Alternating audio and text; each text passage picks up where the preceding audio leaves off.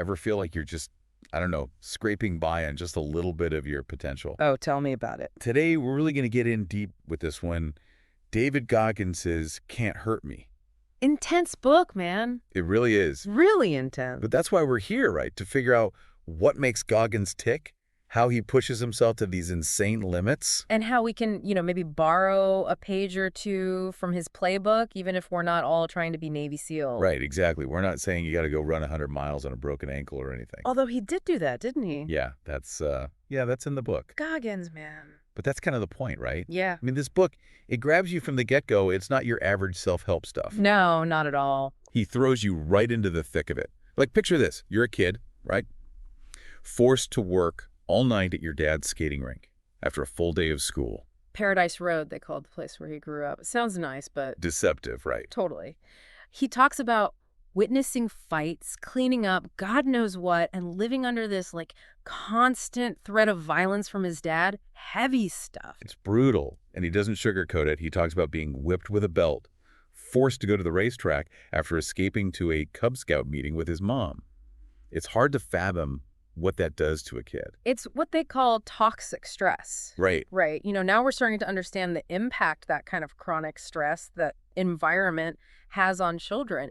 It can really mess with their stress response system, make them more reactive to challenges later on in life, have trouble coping with, everything really. Which, honestly, makes his whole transformation even more incredible when you think about it. He could have easily just, I don't know, become a product of that environment. Totally. But instead, he takes those experiences, as awful as they were, and he uses them as fuel to kind of, I don't know, push himself to this, superhuman level. He talks about almost becoming a totally different person, right? Mm-hmm. In his late teens, tries to escape his past, enlists in the Air Force. Ends up leaving, right? Yeah, works as an exterminator, battling obesity, self-doubt. And that's, I think, a really key turning point in the book, right? He's staring in the mirror, he's disgusted with who he's become, and that's where this accountability mirror idea comes in. Oh yeah, the Post-it notes, right? All over the mirror. Talk about brutal honesty. He's got his weight up there, his lack of education, everything he wants to change, staring him right in the face. It's like, instead of just glancing at his reflection, he's forcing himself to really confront who he is, where he's at. No more hiding. None. And I think that takes guts, Yeah. Most of us, we avoid that kind of brutal self-reflection. But Goggins, he embraces it. Yeah, and that's a theme you see throughout the book, this willingness to get uncomfortable, to push past those mental barriers we build for ourselves. And nowhere is that more apparent than in his journey to becoming a Navy SEAL. Right, talk about a wake-up call. Yeah. I mean, it's not like he was some gung-ho kid who always dreamed of being a SEAL, right? Right. He stumbles on this documentary late one night, flipping through channels. Working as an exterminator, feeling like a total failure. Exactly, and somehow, these images of these guys, these SEALs, pushing themselves to the absolute limit, something just clicks. A spark. Yeah. And from that moment on, he just decides, that's it, I'm going to be one of them. Over 300 pounds at the time, right? Yeah, over 300 pounds. And he just, flicks a switch, starts training like a madman, loses over 100 pounds in just a few months, while working full-time, studying for the ASVABs. It's mind-boggling. It's like he's proving his own 40% rule right there, That we're all capable of so much more than we think we are. Exactly. That most of us are just coasting, haven't even scratched the surface of our true potential. And Hell Week. I mean, talk about a test of that theory, right? Brutal. 5.5 days of constant physical and psychological torture.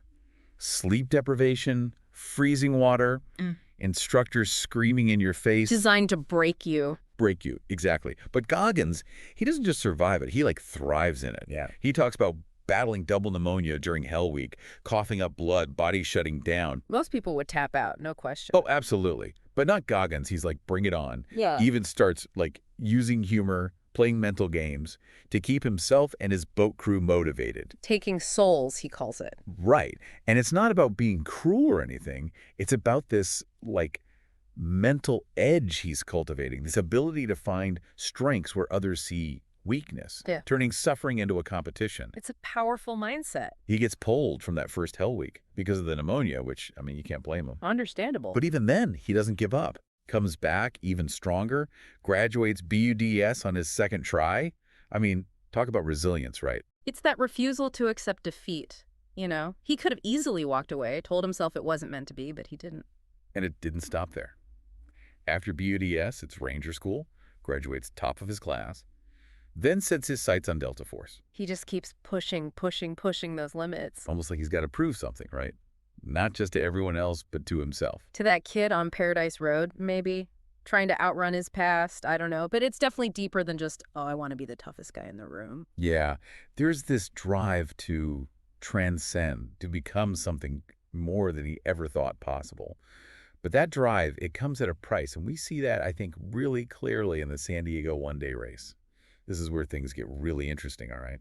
Goggins decides to enter this 100-mile ultra marathon, the San Diego one day. With like zero training, right? Yeah, pretty much. I mean, he'd been through SEAL training, but this was a whole different beast. And most ultra runners, they spend months, years even, preparing for something like that. Oh, totally. Yeah, it's insane. And it's not like he's, carbo loading, resting up in the weeks leading up to it. He talks about practically living off of muscle milk and Ritz crackers during the race. Ritz crackers, can you imagine? So man is a machine. Or so he thought. Well, yeah, even machines break down, right?